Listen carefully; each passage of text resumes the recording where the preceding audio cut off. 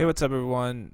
I just want to let you know we had a little bit of a technical issue, so my mic sounds pretty bad in this episode. We've taken some steps to make sure it never happens again. Hopefully the content is good enough for you to hang around and listen. If this is your first time listening to Tin Bell Pod, my mic normally doesn't sound like I recorded inside of a tin trash can. I spent literally hours and hours searching forums and downloading plugins and swearing profusely, trying to fix it. There was no way to fix it, so my bad. And please try to enjoy this next episode.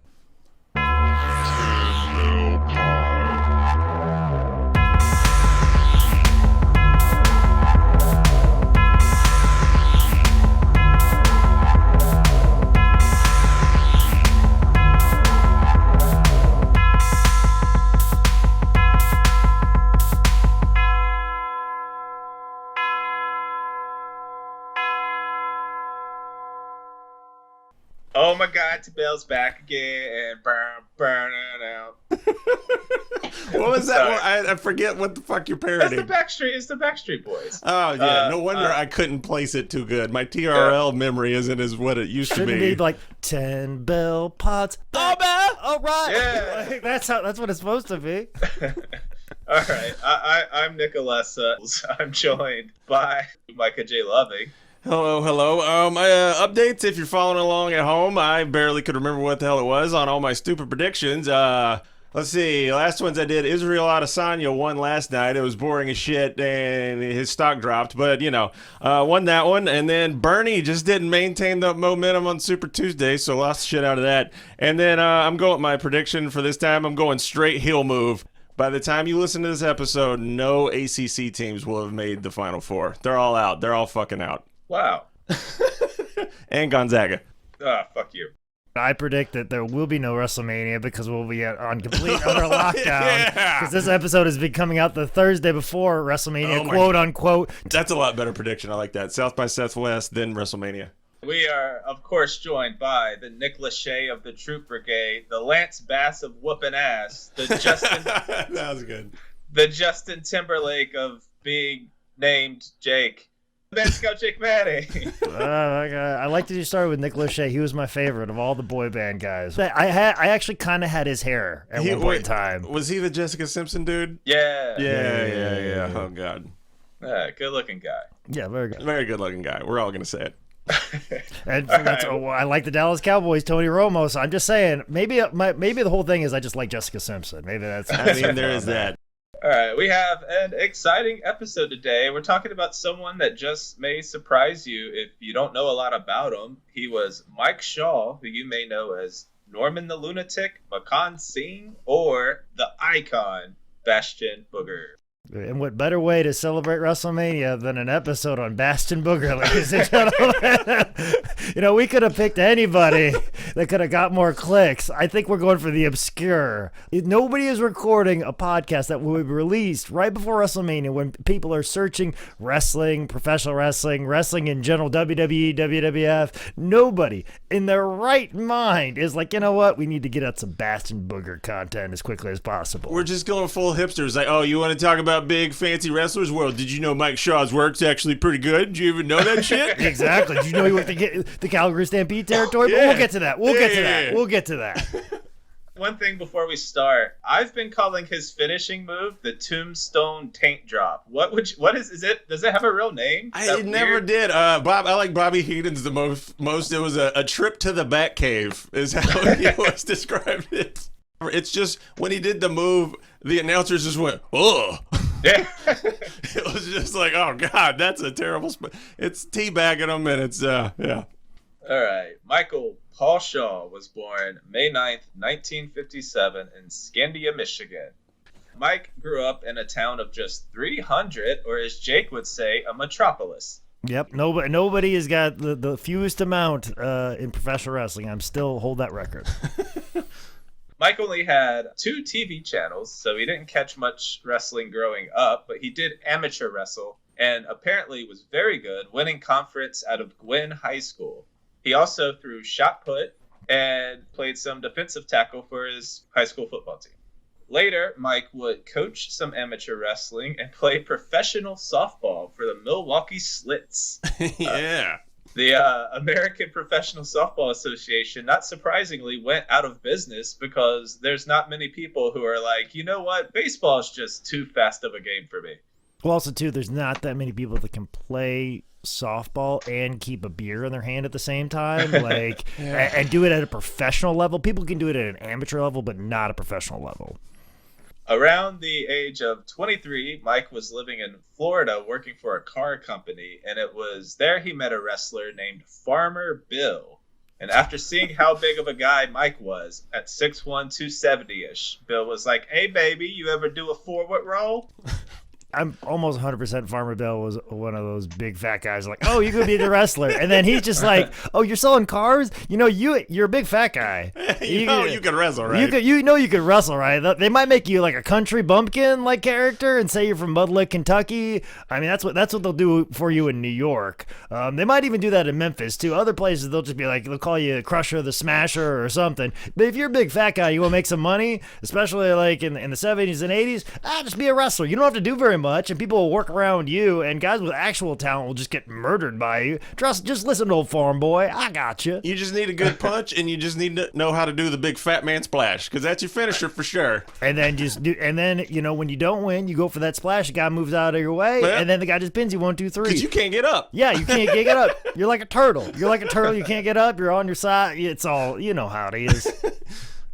Sold on the idea of wrestling, Mike went up to Boston to get trained by Killer Kowalski in 1980. He'd have his first match as part of Killer's promotion in Rhode Island against Ricky Sexton.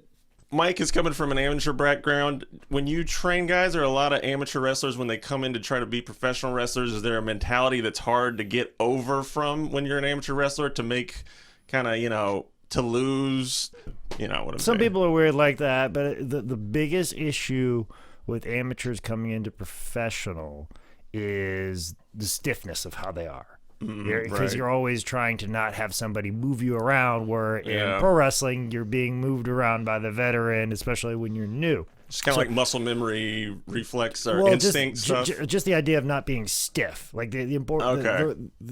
It's hard to explain, especially on a podcast. But the idea, like you're moving around, you're doing a lot of physical activity, but you try to stay as loose as possible, because the stiffer you are, you get blown up faster, because when you stiffen up, that means your muscles are flexing, therefore your muscles need oxygen, and therefore you intake more oxygen, and that's why guys get blown up, because they're just huffing and puffing and puffing. Gotcha. And that's why amateur wrestling, MMA, it's like a total body thing, and you're very stiff, and you're moving, and you're trying to hit as hard as you possibly can, which causes you to flex your muscle, which causing you to take in more oxygen. Where wrestling, the reason why you can do 60 minutes is because you're loose. You're hitting somebody with loose forearms and stuff like that, but you're still swinging it as fast as you would if you were in a real fight, or throwing a punch at the same speed you would in a regular. But the thing is, you're barely hitting, but at the same time, you're also keeping your hand loose. You're keeping your forearms loose. You're hitting somebody with a clothesline. You're keeping your arm loose. You're all those things. You're trying to stay as loose as possible.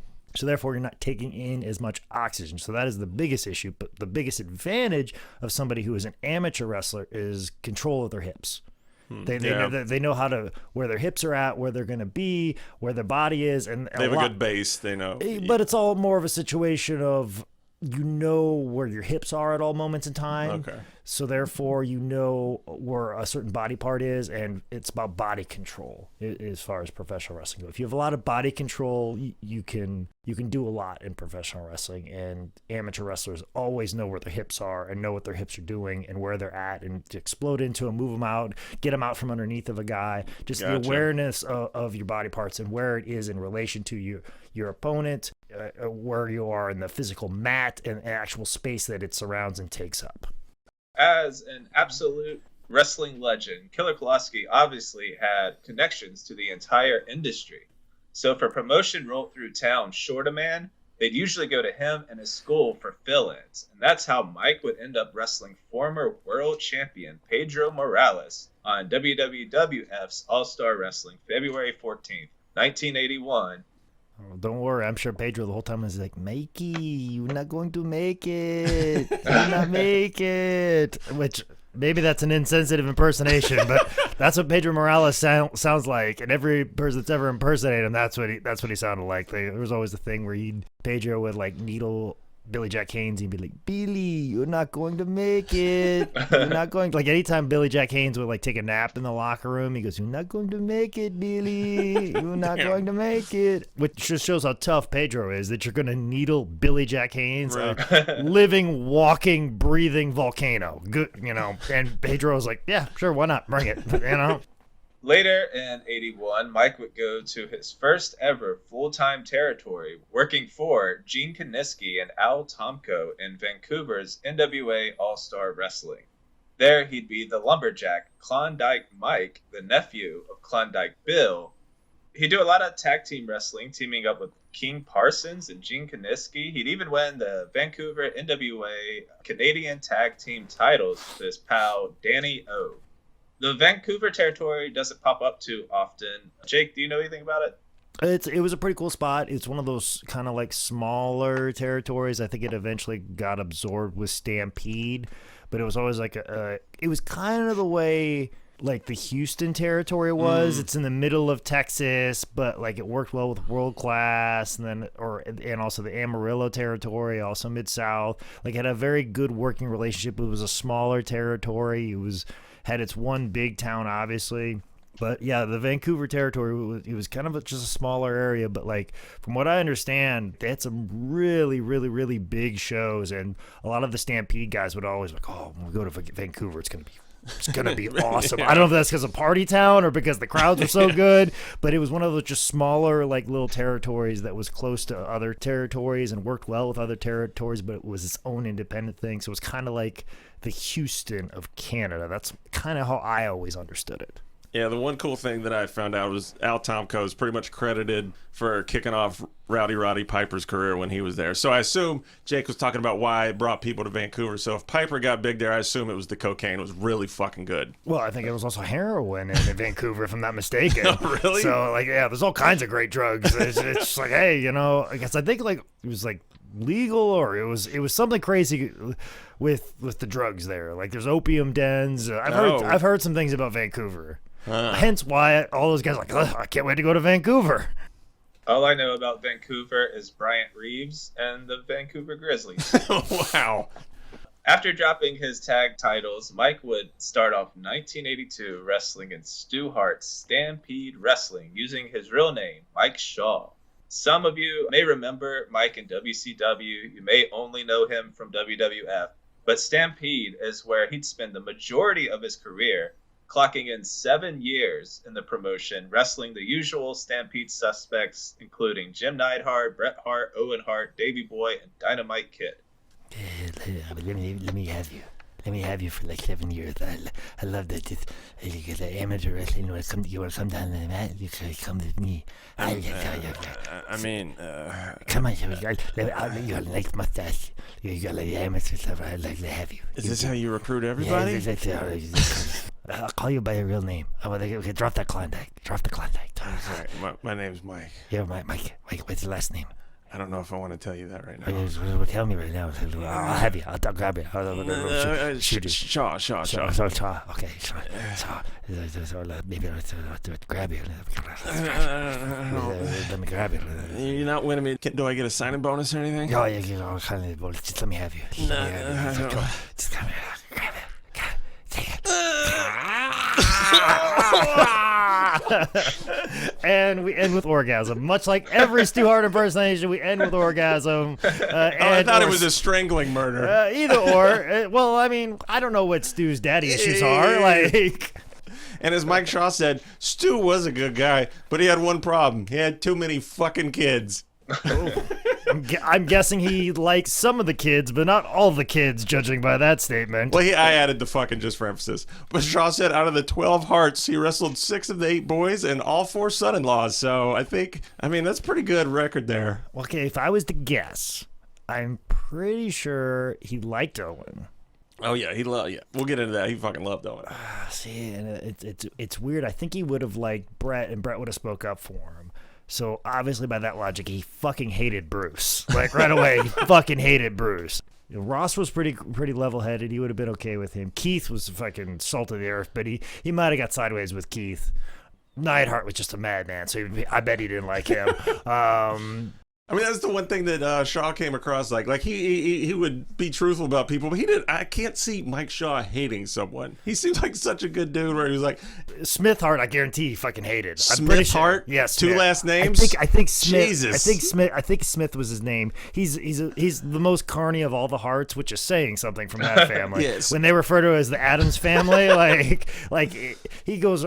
Yeah, Smith. I think it's Smith. Yeah, a name like Smithhart sounds like they fucked up on the birth certificate. Just keep it. He's the guy that goes to all the shows in Canada and has autographed pictures of Owen. Like, oh, these are the last ones left. Surprisingly, I have autographed pictures of Owen, and they're just left over from the office. This is an Owen water bottle. He drank out of it. Yeah, he's one of those guys, and usually has hooked some young kid into thinking that he's gonna, be trained by Bret Hart someday because that's his brother. I'm trying to remember which one passed away. I think it was Dean. He was a referee. I think, from my recollection, he was pretty cool, though I think he was a bit temperamental. But I know Bret did care for him deeply, or always tried to look out for him. So yeah, that's kind of the thing. I can usually guess if like you like this person or you were buddied up with, like, if you like Bruce, fucking 85% of the fucking family was not your cup of tea, apparently. But then after that, it gets a little bit selected. Everybody liked Owen. Bret just depend on your relationship with him, and then it just kind of delineates from there. So at first, Mike would more or less hang out at the bottom of the card, but he was still there. He was working. He was making a name for himself. In late '84, Mike did a run in All Japan, tagging with Tiger Jeet Singh. And some of the people he got to wrestle with in All Japan, the Funks, Harley and Bockwinkel, Bruiser and Stan Hansen, Giant, Baba, and Rusher Kimura. And Jesus, because that's about as high as it gets when it comes to All Japan. Like, after that, that's the only way. It's like, team up with Jesus and Muhammad, and that's as good as you're going to get. So yeah, I couldn't find any footage of any of this stuff anywhere. It's probably in some All Japan mega torrent or something. But not only did Shaw have a tag match against Baba, he got a win over Baba. I don't know if he pinned him, but shit, man, you got a tag team win over Baba. That's pretty damn good. In late '85, after a tour of South Africa, Mike would go back to Calgary and hop into the gimmick that would put a little heat behind his name, teaming up with the great Gama Singh. This led to Mike changing his ring name to Makan Singh. Muckin Singh. They always pronounce it, yeah, Muckin. It's so fucked up. You read it, but every time they said it, it sounded like Mucka or Muckin. The N was always just barely on the end of it. Yeah, I know, it's fucked up. And I guess this was an Evil Hill Foreigner gimmick?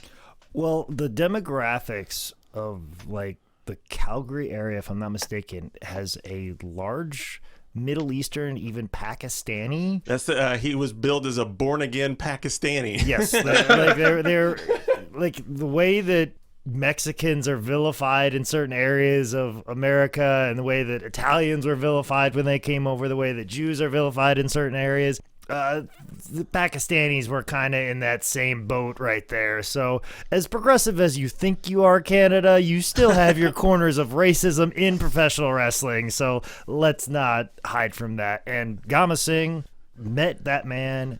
What a great fucking dude, man. Yeah.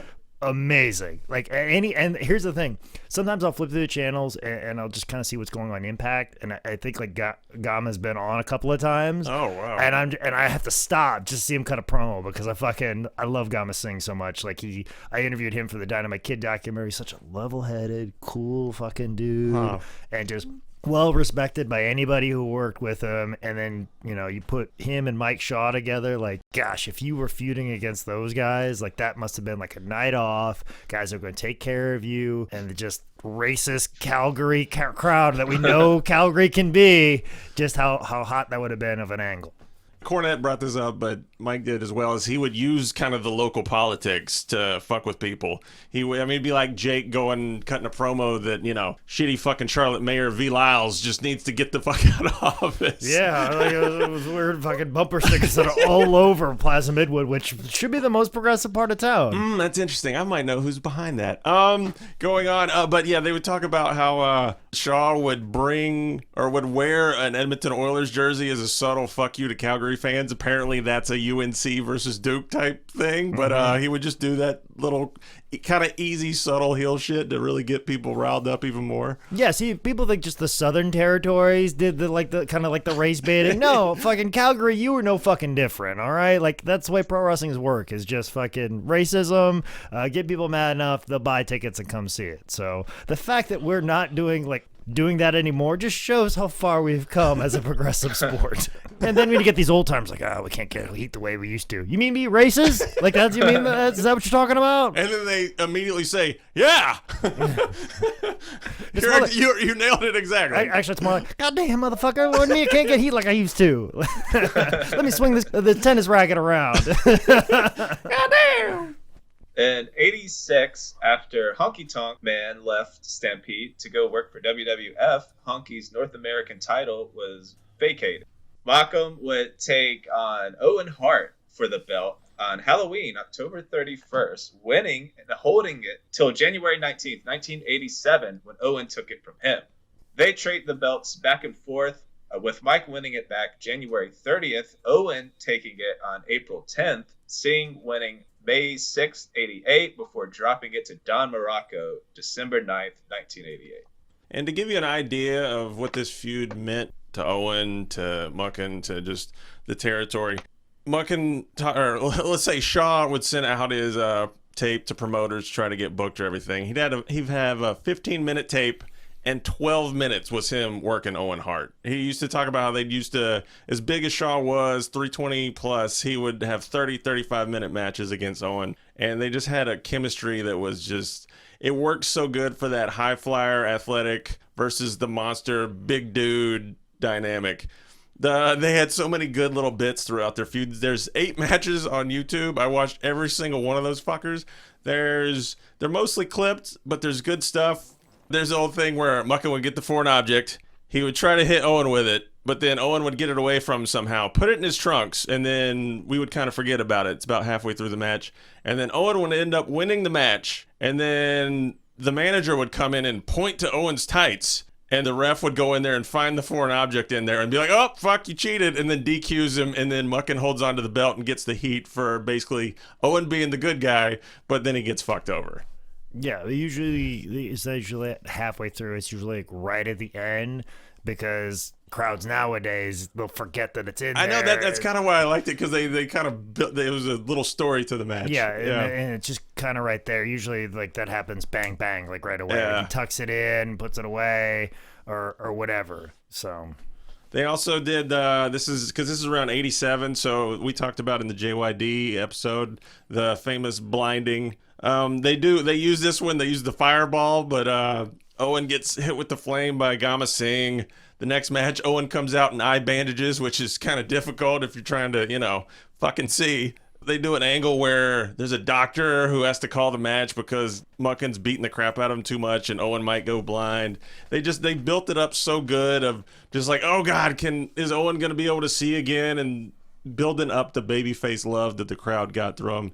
They just had good heat back and forth. They worked together so well. And yeah, check out the matches on there, because Owen's just flying all over the place. It is great stuff if you want to look it up on YouTube. Jake, do you know where a lot of the Stampede footage is?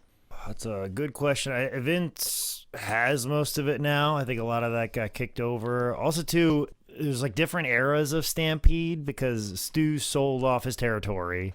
Sold over to Vince, and that's how you got the Bulldogs, you got Brett Neidhart all went over, and then Stu was supposed to lay dormant and be done. Well, then Bruce talked him into coming and bringing it back, so some of that footage got lost through time, and I don't know if Vince was really collecting the footage at the time that he sold it the first time, and I don't know if there would have been too much. Like, anything that I've seen just kind of popped up here and there. There's a couple private collectors that have some stuff. There's some stuff out there. Like, if you look at, like, I know, like, tape trading wise, there's a lot of comp tapes. Like, you can get, if it was somebody like Brian Pillman, Owen Hart, you can get a lot of their stuff, but some of that at the first sale is kind of lost forever for whatever reason.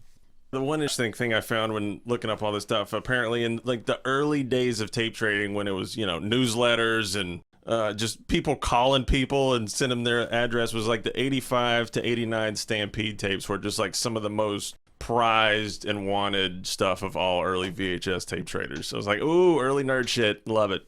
I was just thinking about that as it relates to, I guess, Mike Shaw's legacy, where most people only remember him as Bastion Booger, but he has 7 years of good Stampede work that you just can't find it anywhere. Yeah, right?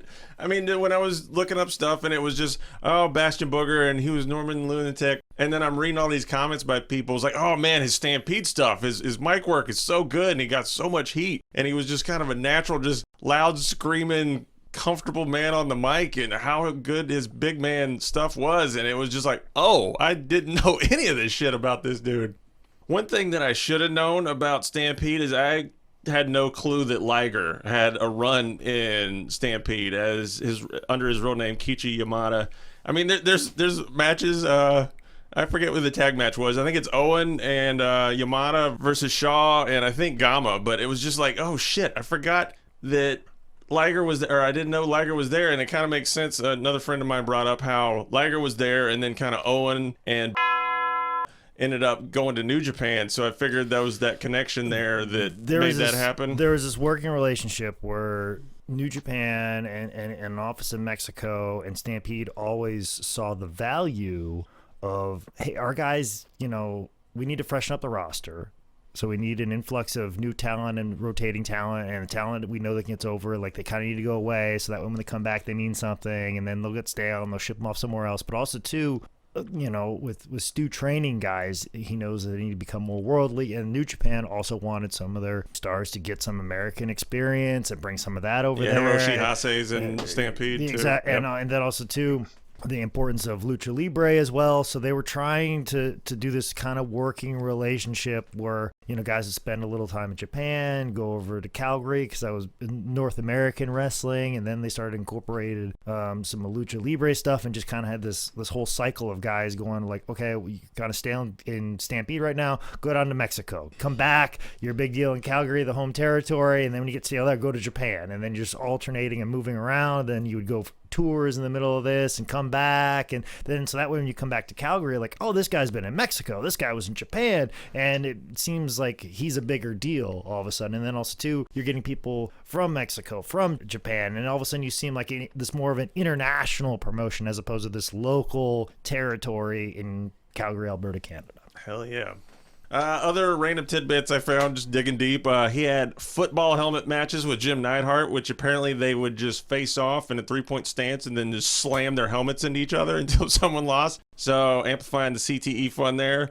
And then there's one great thing I would suggest you look up. It's Mike Shaw, Gary Albright doing a public service announcement promo to not drink and drive as heels. And it was like, we know you might not like us as people, but please don't drink and drive. So I was just wondering, Jake, have you ever had to do a public service announcement type promo for any type of commercial or TV station? No, but I always think about the ones where it says just say no to drugs, and it was Jake the Snake Roberts from the magazine in the 80s. That's always the one that gets posted around. Not so much anymore now that Jake's got his life together and he can get a promo and like change the fucking world apparently whenever he wants. So yeah, I remember that was always like a meme for quite some time.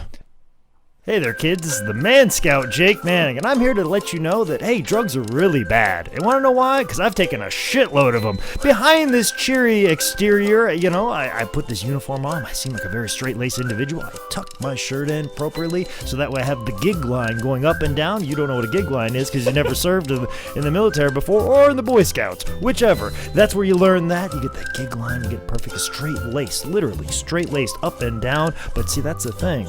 You're going to have a lot of ups and downs if you take drugs, kids. That's a bad road to go down. Trust me, I've seen that dark path. I've gone down that dark path. Have you ever stared at a bottle of whiskey longer than an hour and be like, ooh, I bet that would feel good. I feel like good inside of me, that entire bottle. And then all of a sudden you have one drink, then all of a sudden you turn on TV and Scarface is on, and you're like, it looks like this is what I'm doing for the next 3 hours, even though it's even though it's like 2 a.m, you got to get up, you got to go to work the next day. You got to mix an educational television program tomorrow at 6 a.m., you know? But no, it's okay. Scarface is on. You got the drinks are flowing. The Everclear and orange juice is going down so smooth. And that's the scary part. You're like, man, this is Everclear. People like make jokes about this. They can't even breathe. They set this stuff on fire. You're putting this in your belly. And you're just drinking it like it's nothing. And you've got probably, you know, just enough. You're just catching a buzz now. And that's scary, you know? But that's okay. You don't have to be scared. All you have to say is just say no.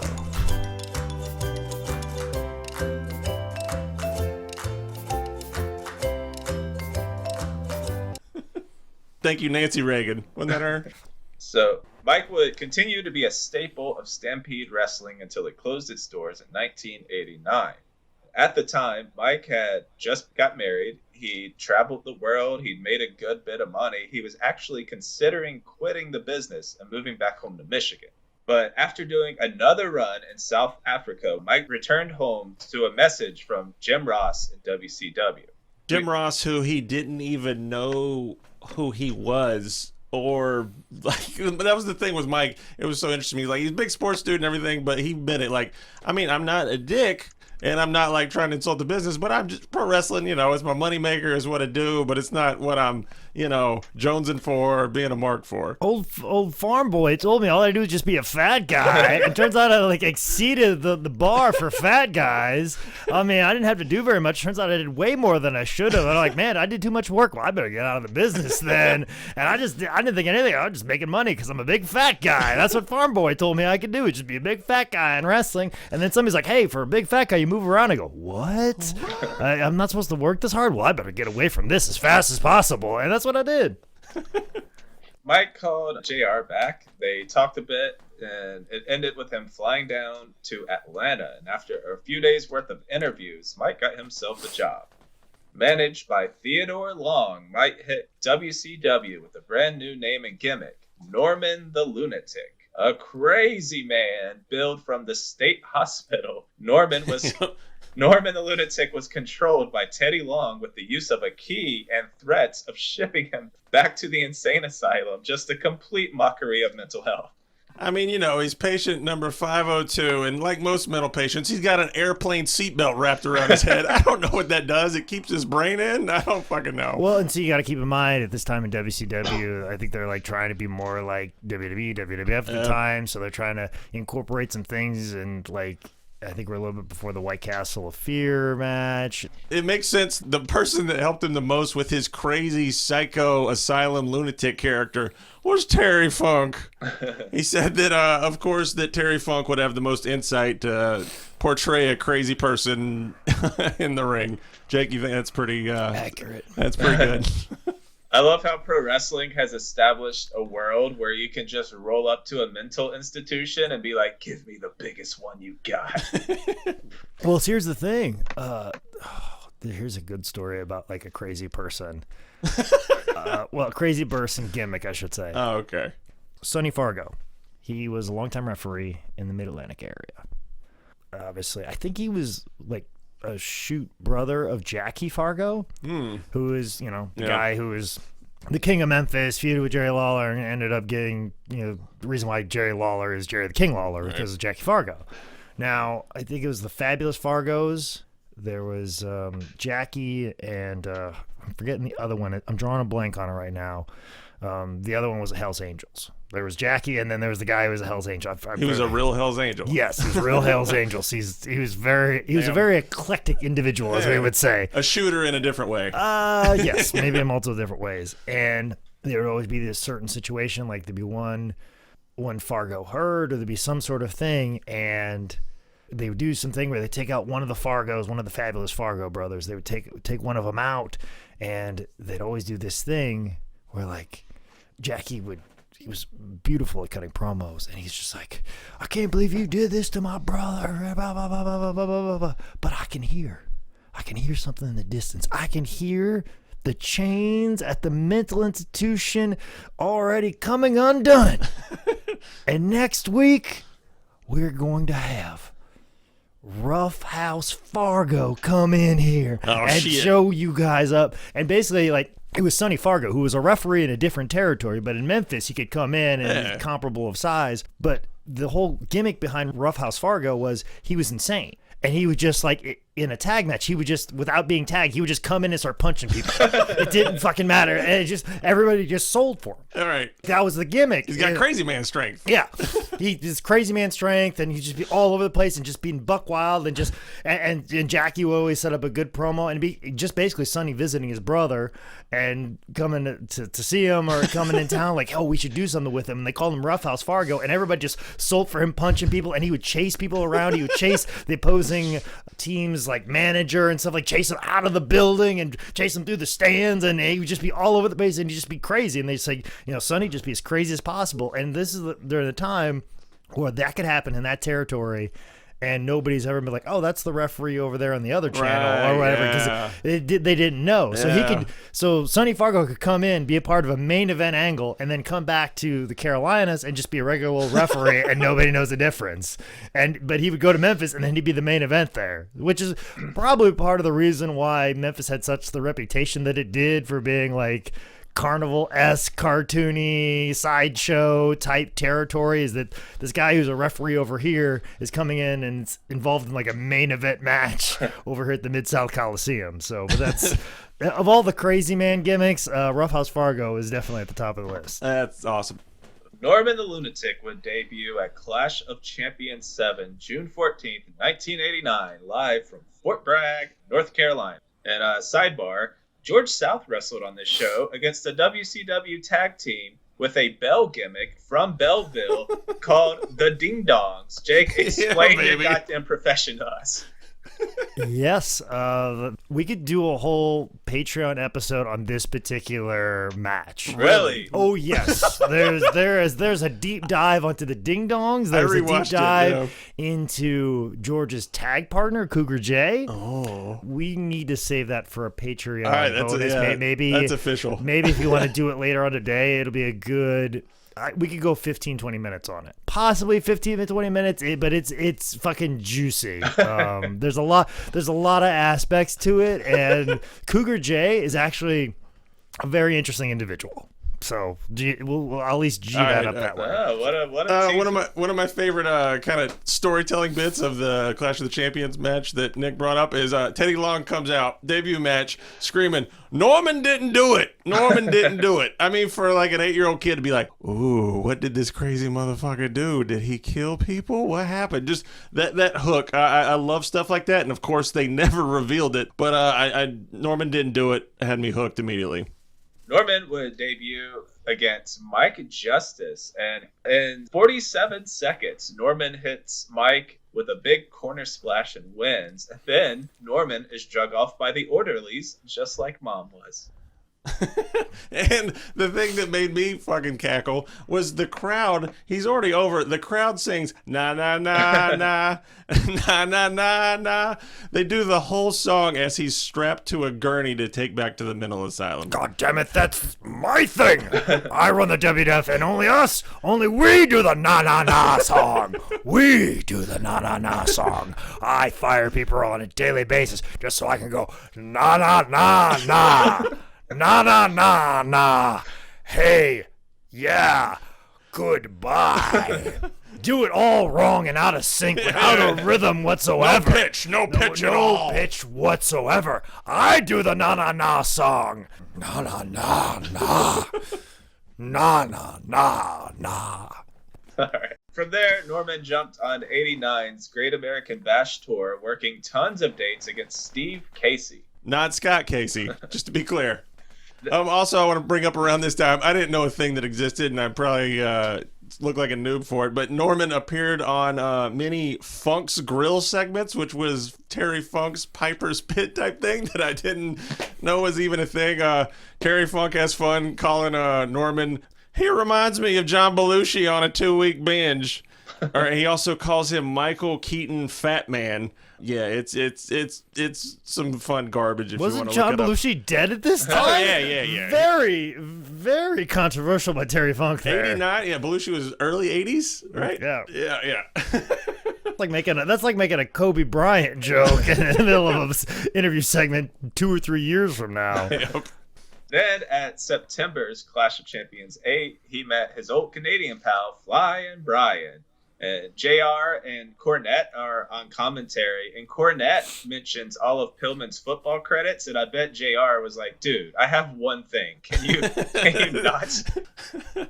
Yeah, that's a funny thing with Colt Cabana debuting in AEW.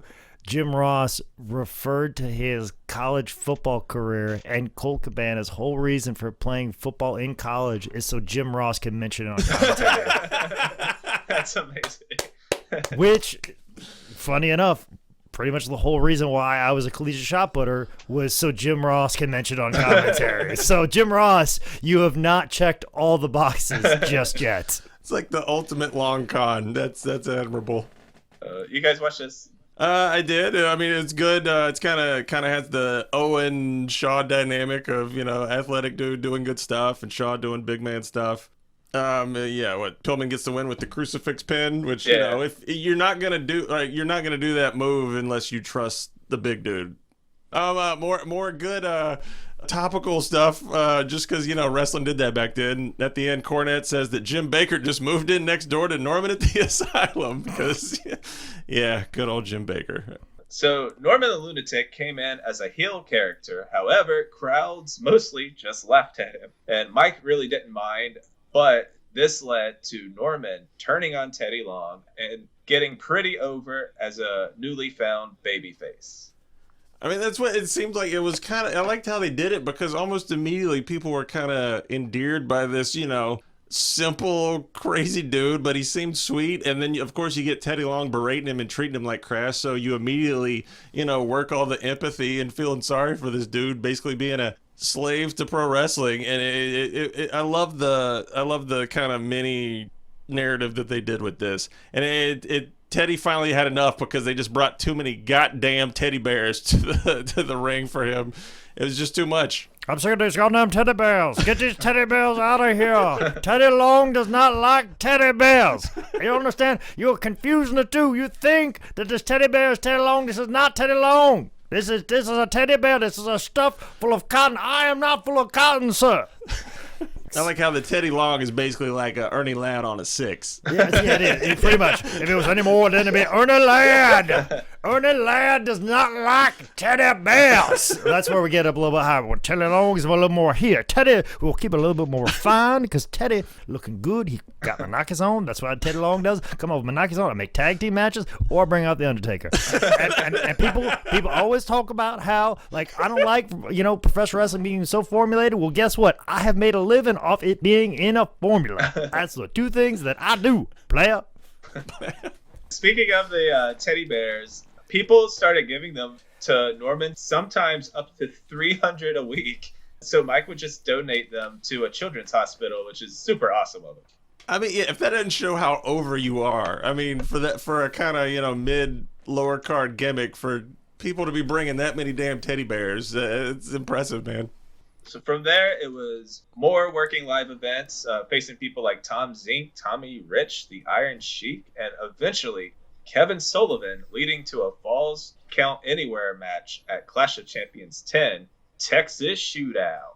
And just to give a little background on these little mini feud, of course, Norman the Lunatic, simple dude, he sees woman, and of course he gets a crush, and then of course Kevin Sullivan doesn't like it. And there's a great bit, if you want to look it up on YouTube, that Norman paints a picture of woman and presents it to her in the middle of the ring, and she immediately hates it and destroys it. And then Kevin Sullivan comes out and beats Norman with his own painting that he painted for his crush. So if you can't make him any more endearing and lovable, I mean, what else can you do?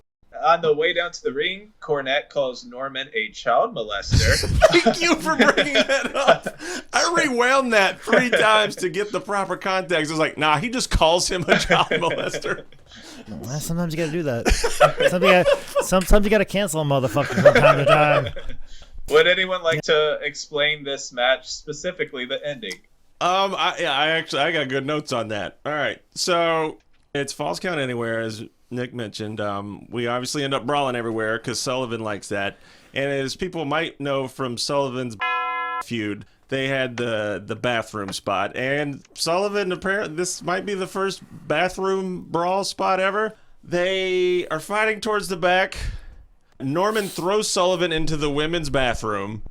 He notices it was the women's, and then he immediately, woman, no, no, no, no. So Norman immediately is a polite person and can't go in the women's bathroom. A woman screams, ah, and runs out of the bathroom. So Norman takes this as a green light that it is now clear. So that he then, like a gentleman, goes into the bathroom to beat the shit out of Kevin Sullivan. We have just a camera on a bathroom door and a bunch of sounds for probably 20 seconds. And then Sullivan stumbles out, kind of does a flare flop. Mike walks out, and then Nick Patrick raises his hand for the win. We do not see the finish at all. It is filmmaking at its zenith, and it's funny as shit. You should check it out. Oh, yeah, I missed the best part. Mike walks out holding the toilet lid to the toilet that they apparently broke off, which I think, if you want to deep dive on this shit, Mike, as Muck and Sing in Stampede, was called the Toilet Bowl, and they would actually bring toilet seats to the ring to heckle him. So I think Mike's doing a little throwback to his old character here. This match is fucking deep. Also, toilet bowl seats are actually far more dangerous than what you think. I've been hit with many a one. I was in a match with Darren Corbin, and Darren Corbin's like, "Hey, I got this toilet seat, but trust me, I don't do anything with it because I know how dangerous it is." And he just merely put it over my head and was going to choke me with it. Well, on his way, I must have moved a certain way, and like the edge of the toilet bowl caught the bridge of my nose and busted me open, and I had a cut for a couple weeks. This was recent, right? This was recent. This was back in January. It just busted. I just blood running down like the front of my nose and everything. It busted open like really good. Just in the slightest way. If he would have came with any type of force whatsoever, it could have really fucked me up. Jesus Christ. February 1990, Norman would head to Greensboro, North Carolina for Wrestle War 90. There he'd take on Cactus Jack Manson, and Norman gets a super positive crowd reaction here. That's what surprised me about all this. Like, I heard he was over, but then you see this stuff, and he is super over. And I want to rewind just a bit. Before this match, Norman has an interview with Missy Hyatt, and she gives him a little hug and a kiss before the match. And if you listen really closely, Missy leans in during the hug and says, "Since I'm a believer in eugenics, I'd have you put down." And then the rest of the match goes on. But, it's a pretty interesting little moment if you want to lean in and turn up the volume.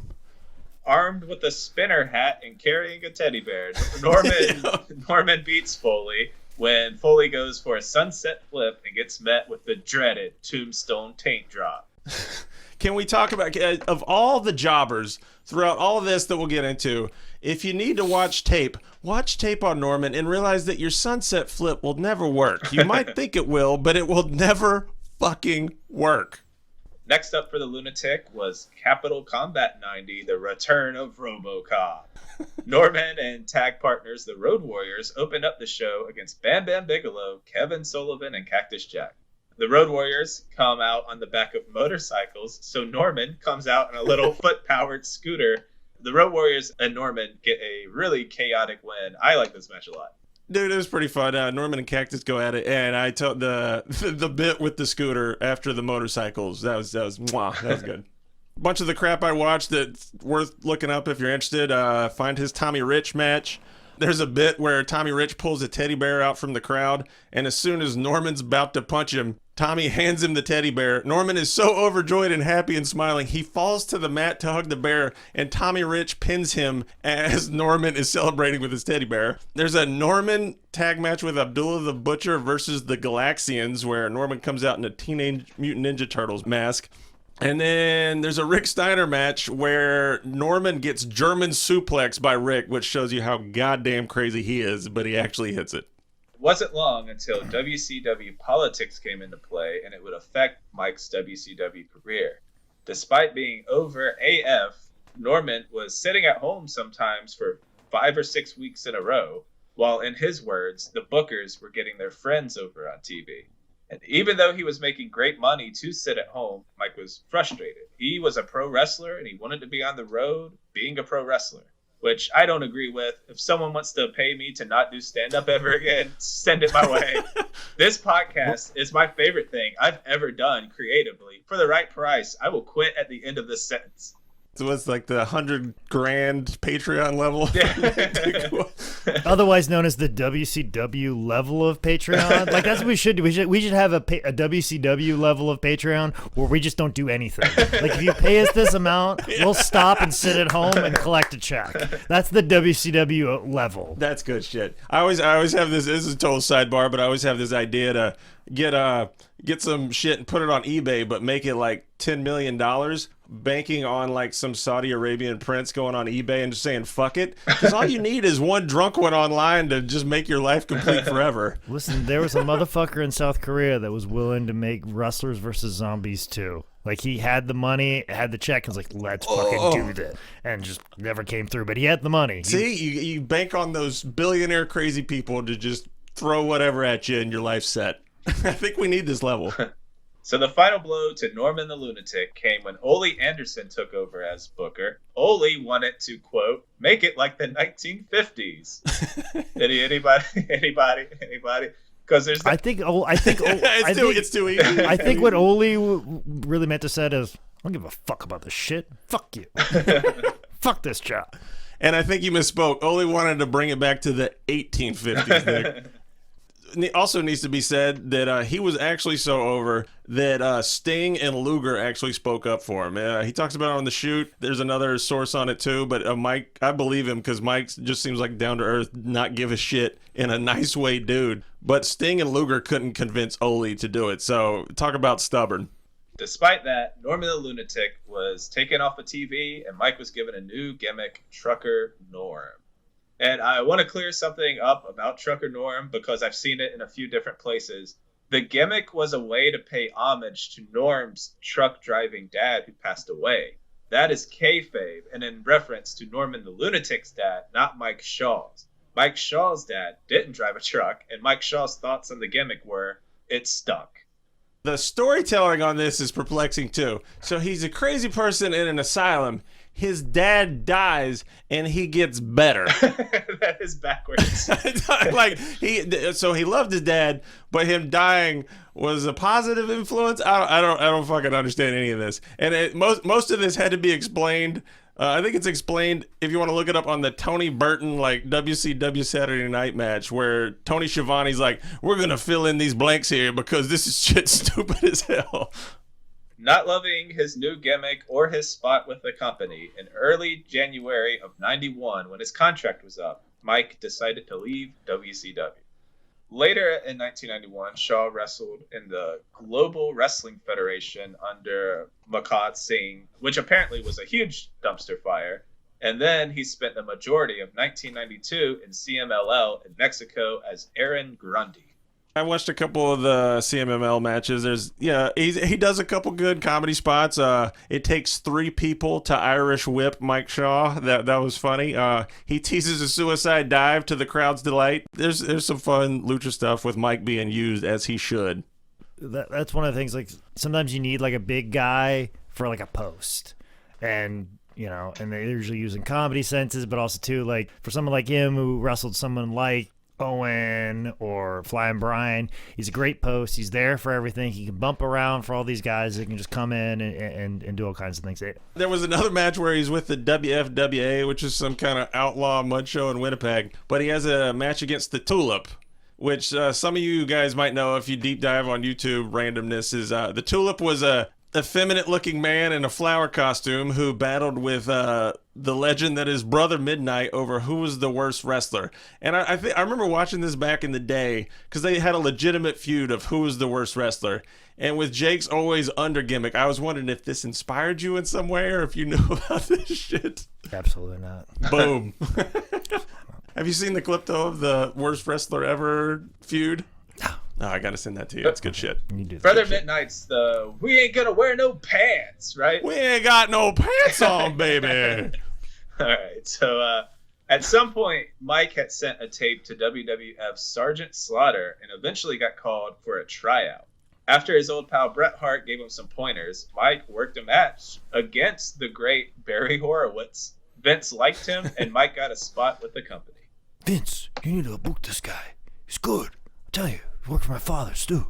Because I'll tell you, I'm the birthday man Hart. I'm vouching for this guy. He was Malcolm Singh. He was a badass. big guy. Wrestle my brother Owen. It's good. Fantastic. You do good for you, Vince. You should do it. You make him a serious, badass heel. Goddamn, that's a good idea. You know the first thing I'm gonna do is put a goddamn ridiculous fucking gimmick on him. He's fat. I get to make fun of him being fat. So the 6'1", 400-pounder would show up on Monday Night Raw, April 12th, 1993, as Friar Ferguson, making his debut against Chris Duffy. And another quick sidebar, Chris Duffy was a 90s job guy who died at the age of 35 of a brain aneurysm, which is incredibly sad, but he donated his body and his tissue gave sight to 2 women. So that's kind of a nice story. Oh, Jesus. Now I feel fucking weird with the next thing I was going to fucking say. Because I was curious on why Friar Ferguson.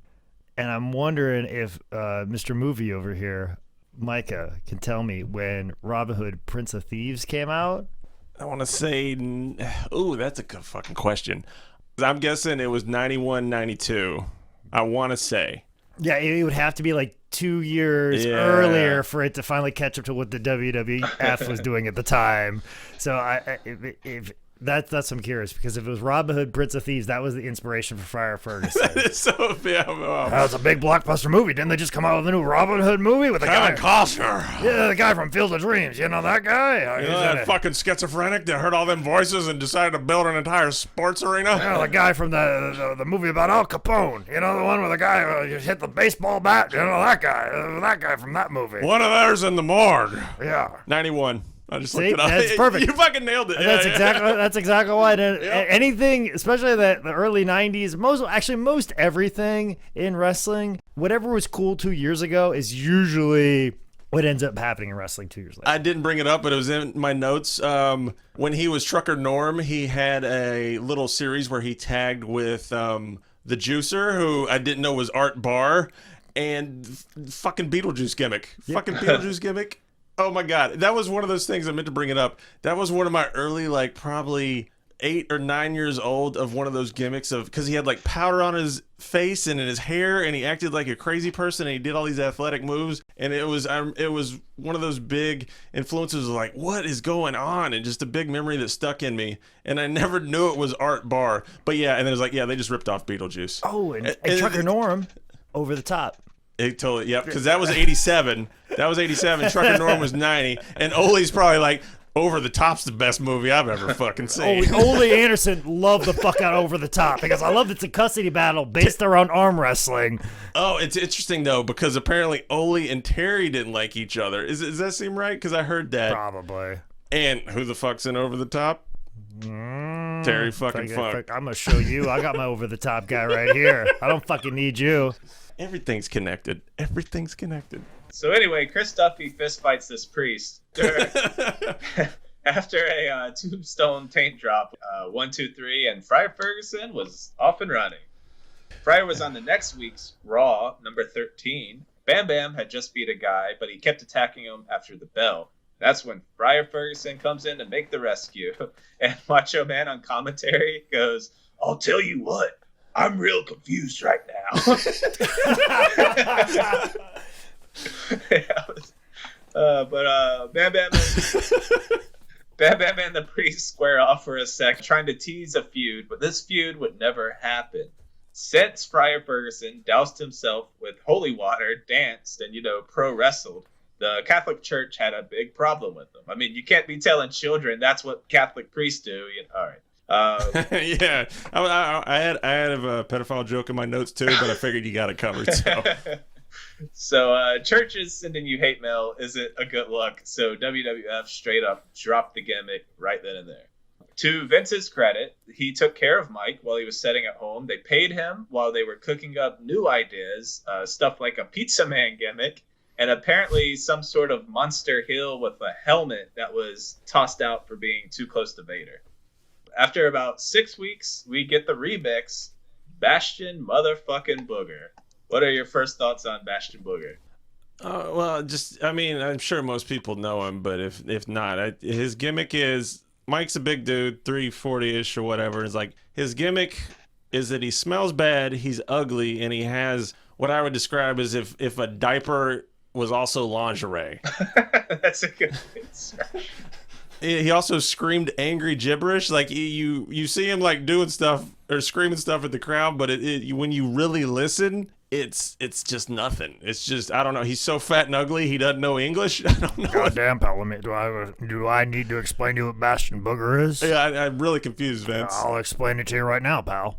Basically, because he's so fat, he can't wash all parts of his body. And because he's so sloven and he's ignorant. Because if you knew you were smart, you know that you only eat raw tuna and eggs and protein bars and drink water and sit at a conference table and say you make movies, pal. And that's how you talk. You talk with the king's English. But when you're fat and you're disgusting, you can't wash, you can't touch all parts of your body. And that means other parts of your body they get dirty and they get smelly. And that smell, it makes you want to just puke. Just puke.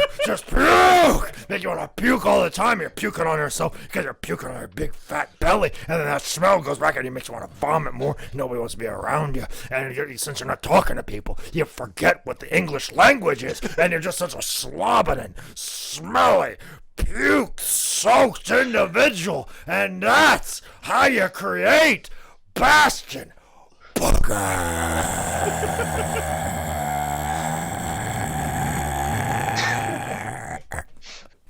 Thanks, Vince. So Mike definitely didn't look down his nose at comedy wrestling or wacky characters. He specifically, though, did not care for this one. He doesn't try to defend it or himself. He admits that he and WWF handled it poorly. And just to give you an idea of just, how they treated it, basically Bastion Booger was invented for Bobby Heenan to just have a field day of fun whenever he came on screen. Some of my favorites, anytime Heenan would repeatedly say in every match, "What's that smell? What's that smell?" He was a big fan. If there was a battle royal or who he thought he would win the match, he'd say, "I'm picking Booger." Boom, zing. Heenan to Jim Ross, he said, "Wasn't Bastion Booger Miss Oklahoma once?" Boom, pow, take that, Jim. And Heenan got really fucking creative writing major with it, and he's like, Bastion Booger smells like old stale chili in an attic. So Heenan's really working overtime on that one.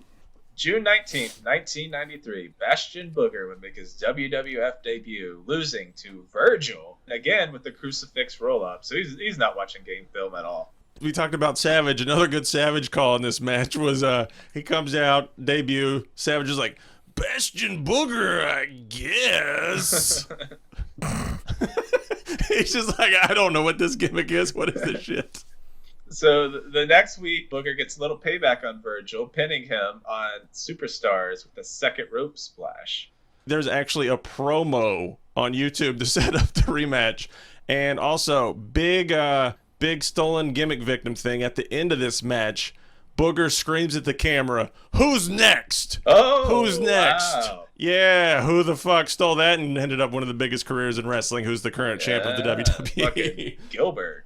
I think the thing that sticks out to me the most of Bastion Booger is I think they showed him eating like a rotisserie chicken. And just That's the Survivor Series promo thing, yeah. Okay, yeah. And like anytime I eat a rotisserie chicken and I'm just being nasty, I just think of Bastion Booger. So I think about Bastion Booger every time I eat a rotisserie chicken. So Bastion Booger would have a Raw match against Crush that aired June 28th with Crush and his sweet mullet. Body slams him 3 times and wins. But for another good Bobby Heenan thing, Bobby Heenan brings up that Bastion Booger is in fact Hillary Clinton's brother. I'm not saying that's how Booger died, but what did you know, Mike Shaw? What did you know? Remember when Clinton jokes were like very kind of innocent and ha ha ha ha ha, and then all of a sudden like they got a little bit darker, but also at the same time we started to know him a little bit more. well, why do we think that people started dying? Mm-hmm. They started making jokes in the first place. Oh. From there, Booger would make the house show run, taking on Bob Backlund, which has to be a rib on him, Hacksaw Jim Duggan, and would have a handful of TV wins, including one in his hometown against your boy, Sonny Rogers. Damn right, Sonny Rogers. One match that I cannot recommend enough. There's not much to it, but it's kind of genius. I'm going to use the word genius for everything involved. Look up Bastion Booger versus Rick the Model Martel. It's one of the best ways to fuse two gimmicks to get the best out of it on a TV match I've seriously ever seen. First off, Jim Ross and Bobby Heenan at this point are on full roast mode on Bastion Booger. I mean, Ross opens with, "Get the women and the children to high ground." This is right after Thanksgiving. Jim Ross says, "I think he still has some cranberry sauce in his beard." And Heenan, like a genius, says, "Yeah, but from what year?" It is so damn good. And then the actual match, I mean, you know Rick the Model Martel. He's gorgeous. He looks good. He doesn't want to be touched or hurt. Nothing needs to get messed up. He's wrestling one of the grossest, most disgusting, smelly motherfuckers in the entire world. And they don't even lock up because Rick Martel is so thrown off and appalled and disgusted by the smell that is emanating. He actually goes in for the tie-up and he can't do it because he's just, ugh. The finish of this match is it's upper level. Rick Martel gets his arrogance spray canister and sprays Bastion Booger so that he doesn't smell like total shit. And the ref DQs Rick Martel for using a foreign object. And Bastion Booger wins the fucking match. I fucking cackled and was just kind of blown away by the creative booking that they came up with for this random TV match, but just the gimmicks fused together to create this goofy, smart, fucking spot on creative endeavor. I just, please look up this match. It is so good. It's minor genius. Booger's first and only WWF pay-per-view appearance was at the 1993 Survivor Series. And once again, we have to talk about this godforsaken match. Do we, though? Why'd you put it in the notes? I just, if the Bushwhackers die, we're not doing it again. We'll just say what they always say. We talked about this match and it's available in the archives. Yeah. And just move right along. And if we want to do that again, we can do that right now. Just quickly, Booger teamed up with Bam Bam and the Head Shrinkers to face Men on the Mission and the Bushwhackers dressed as Doink the Clowns. Bastion actually starts off this match and Luke Doink bites him in the butt like someone told Amelia Bedelia to eat ass. What the fuck? Oh, okay. Okay. That joke's not for everyone. Thanks for pointing that out, Nick. I have not heard the name Amelia Bedelia in so long. Since I was a child. And like, the occurrence of eating ass is such a new phenomenon that is now in the public zeitgeist that you have taken something from my childhood and publicly sullied it on a podcast where I already feel delirious as it is, and you've brought that to the forefront and said it aloud, and now that it's in my head and stuck there forever. All right, so Booger misses his finisher. He gets hit with a battering ram. Mabel leg drops him. He gets eliminated. And then I went to wash this shit out of my eyes with 2005 Ring of Honor matches. My final note on this, I said, thank God I don't have to watch the rest of this match again. Then on January 3rd, 1994, on an episode of Monday Night Raw, Bastion teamed up with Bam Bam Bigelow to take on the Smoking Guns. During the match, Booger hot tagged Bam Bam. And while Bastion was on the apron selling, Luna started rubbing his back. Booger mistakenly took this for Luna being DTF, and he tries to kiss her. Bastion is rightfully met with a big old fist to the face.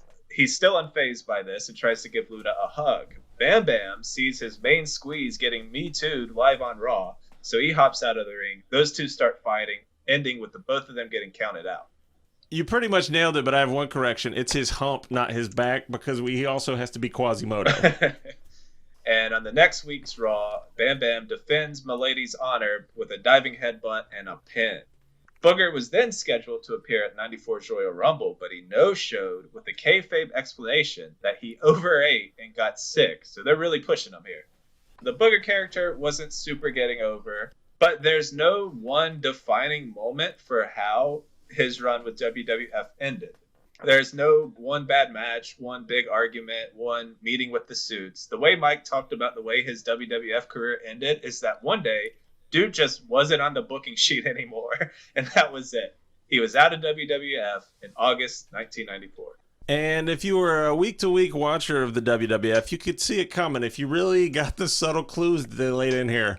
Look up the Bastion Booger versus John Crystal match, 116.94. And Booger even does a split screen promo during his own match saying he's going to win the 94 Royal Rumble. But the key moment in this is at the end of the match. Instead of pizza, instead of chili dogs, he eats fruit cocktail. Now, you might think that means nothing, but it's showing that Bastion Booger is no longer wanting to be the big, gross, disgusting creature. He's trying to get healthy. He's eating fruit cocktail, and he's moving on to different places, moving on from the WWF. From there, it was wrestling as an independent, not just throughout the U.S., but around the world, still hitting the ring with the likes of Cactus Jack, Tony Atlas, and Typhoon.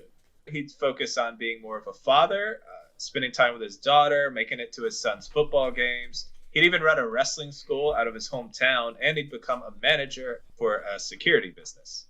Mike popped up from time to time at random live shows, interviews, conventions, but over a decade later, we'd see him back on TV. On Bastion Shoot, they asked him if he'd ever go back to do a skit for the WWF, and he said sure. And Mike is a man of his word. On December 10th, 2007, during an episode of WWE Raw, which was its 15th anniversary special, Bastion Booger would be in the opening segment where Triple H kind of did a "This Is Your Life" segment about Vince's sexual past. It's something. Yeah, Nick's right when you just have a delayed reaction. I was like, it was something, because that's exactly what it was. I was just kind of taken aback at how fucking stupid this was, even for knowing the times. They brought out Melina, Sonny, Mae Young, and some dudes, including Bastion Booger, implying that Vince banged them all. And then the Godfather brings out the Ho Train, and Bastion dances with them. It's just what, or don't. Yeah. I don't know. You don't have to. You don't have to. Mike's most likely final match ever was at East Coast Pro Wrestling, a TV taping in Paramus, New Jersey on July 24th, 2009, taking on Prince Akanon. You know this promotion or this dude? I've heard of this promotion before. This wrestler is probably somebody famous now. It's probably Ricochet's early gimmick or something like that. I don't know. Or it's probably like Tony Nese's gimmick he had year one, or Tommaso Ciampa like 6 months in. Or this something. is his GI Bro. Yeah, this is his GI Bro. I mean, it's probably something like that. But I've heard of East Coast Pro Wrestling before. And as far as like the town in New Jersey, why does fucking New Jersey have these weird ass fucking towns that, like, I guarantee that's not how it's said by the local. Like, there's a town in New Jersey called Metuchen, and it doesn't look like Metuchen. And there's Giuseppe, and there's all kinds of weird fucking towns. Like, there's Wildwoods, there's the Burnwoods, and of course Atlantic City and all those other places, and Jersey City. But every once in a while you get a fucking New Jersey town name where wrestling is allowed, and it's fucking weird. Just want to point out real quick, Metuchen is a big Catholic place. Callback. So sadly, Mike Shaw would pass away on September 11th, 2010. And Mike wasn't super in the spotlight around this time, so there's not much known about his health or his life around this point. There are even two causes of death floating around. One is a pulmonary embolism, which is a blood clot in the lungs. That is what's listed on Wikipedia. However, we've done, 40 wrestlers now, and there's never been an accurate Wikipedia. The most reported cause of death for Mike is a heart attack. Either way, he was way too young at just 53 years old. Ugh. So, final thoughts on Mike Shaw, a.k.a. Bastion Booger. You know, a lot of people, when they talk about Mike Shaw, they always refer to his run with Owen Hart and Stampede, and they always talk about, like, man, we were hoping to get this guy in at WCW. Like, Jim Ross always talks about Mike Shaw when they talk about him, like, we were hoping to get that guy. And then anytime somebody from the WWF or WWE is like, oh, the Mike Shaw that we wanted was the one that was wrestling Owen Hart and Stampede, and they always talk about that. But then it's like, well, who is a fucking idiot that called him Norman the Lunatic or Bastion Booger? If you wanted Muck'em Singh, or if you wanted this fucking big bruising fucking heel. Why'd you give him such a ridiculous fucking gimmick? No, don't get me wrong. He committed to all of those gimmicks. He went for them. Even Mukham Singh is kind of like silly. Where like if you gave Mike Shaw like a Jerry Crusher Blackwell type gimmick or vibe about him, and that I'm a big man, but I will bruise you and crush you, even though Jerry Blackwell actually he also wore a turban as well and was a sympathizer of a Middle Eastern country. so that always kind of happens. But regardless, like if you wanted like this big nasty heel, they did the same thing with Brodus Clay.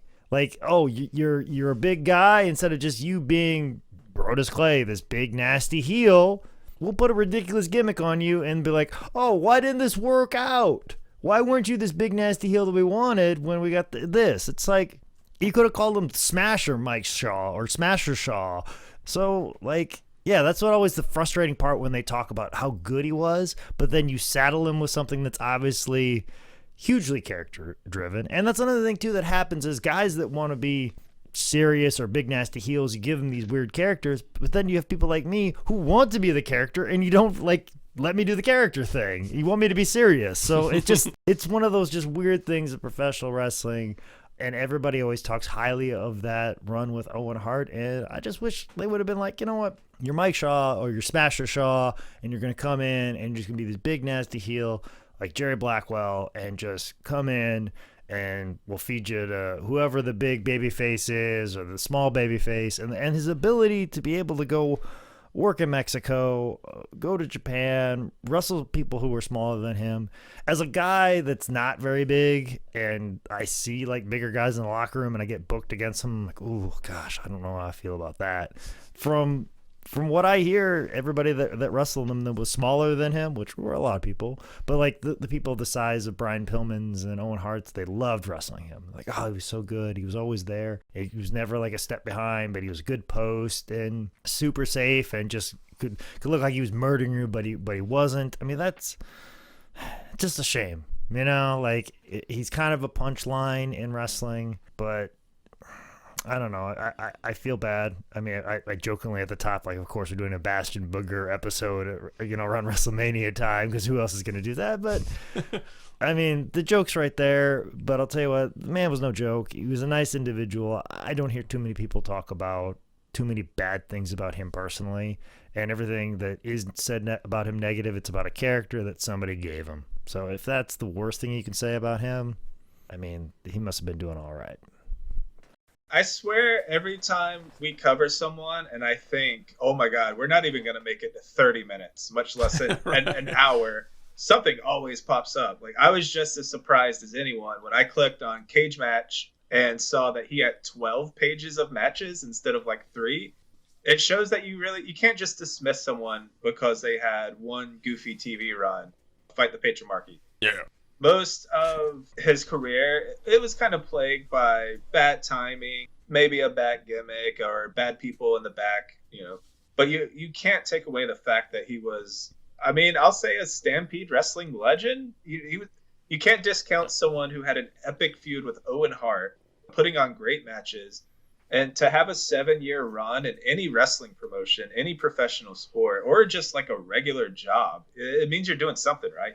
He came off like a super cool, decent guy in his shoot interview. And, you know, his WWF days dig deeper than those. The one thing that struck me the most about Mike watching his shoot interview, it was like, of all the shoots I've ever watched, yeah, he's laid back and he feels like he's telling the truth without trying to make up his own story to make him look good. It's just like the lack of ego that he has, which for pro wrestlers is just, you know, rare as the dodo bird type shit. And it was so cool to just sit back and listen to him talk and truly believe everything he said. That was kind of fun. He has his own Jack Pacific figure. I mean, he might be a joke, but he's Series 25, damn it. He's got a clean pin over Owen Hart in WWF. He's got a clean pin over Sean Waltman. Boom, 1, 2, 3 kid. He got over as a heel in Stampede super fucking hard. And then he got over as a face in WCW so hard that Sting and Luger were saying, keep this man in. The man wrestled 4,000 to 5,000 matches in 20 years in 32 countries. This man put in fucking work. As Jake, I don't even need to ask him. He will say, you work that many countries. You are a badass. Everybody respects you. You know what you're doing. The thing that got to me is like how close he was to Owen. As it's that thing, you work with someone so long and you have a creative bond of sorts and it feels so good and you just grow through that. And he said the only of all the wrestlers that have died over the years, we've done all these episodes, everything that's happened, the only time Mike Shaw ever cried over a wrestler was Owen. And that says so much. He said, I think I mentioned this, but I'm going to say it again. His best match ever, according to him, he was sure as shit. I don't even know if it's on tape. Mike wasn't sure, but it's that 32-minute match with Owen. And he said 320 pounds, and they went full blast the entire time. And I'd love to find that at some point, man. I'm going to finish up with a little story that I found on the Wrestling Classics message board. It's not the most amazing big-time story. I'm kind of underselling it, but I just like to be honest with the stuff I'm selling. But it's a good, interesting kind of insight, just real deal story about Mike. This is word for word from Richard Berger.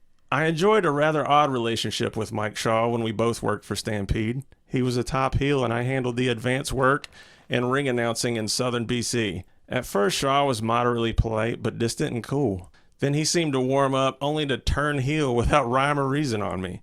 I have to admit that it kind of threw me off balance. His attitude towards me fluctuated back and forth until months later I found him alone in the dressing room, lacing up his boots. So I asked him if there was something I'd done to tick him off.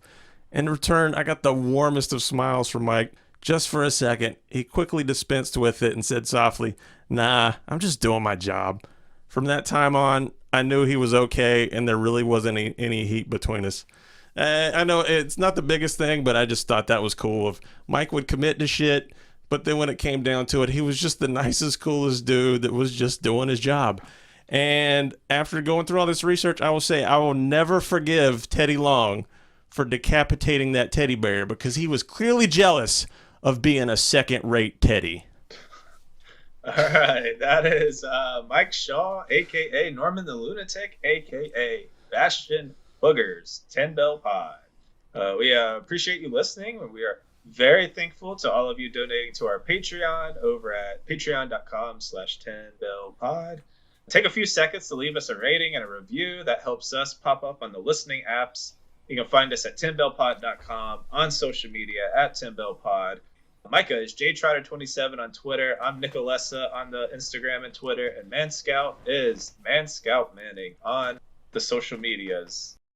I'm the Booger Man. Dong. Dong.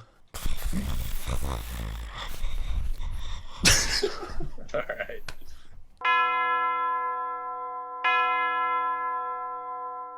Hey there, folks. It's the Man Scout Jake Manning, otherwise known as sleep-deprived Jake Manning. Hey, I've been sleeping in my car for the last 2 days, and boy, I sure would like an opportunity to sleep in a bed. But you know what? I'm going to here for 10 Bell Pod for you guys. But not just you guys. I'm here for the Patreon people. I'm doing this with little or no sleep. If you want to hear me get buck wild, crazy, off the wall, or see me when I absolutely sucked at professional wrestling, our Patreon page is full of extra bonuses, like really shitty matches of mine where I wasn't good at all, backyard wrestling of me, and then of course episodes that we do at the end of a 5, 6, 7, 8 hour taping when I have little or no sleep that I got in a fucking van alongside of the road. So make sure you check out that and all that crazy content where I have come completely unraveled at the edges. You get that on our Patreon page at Patreon // 10 Bell Pod. You know the deal. Look for it. Find out.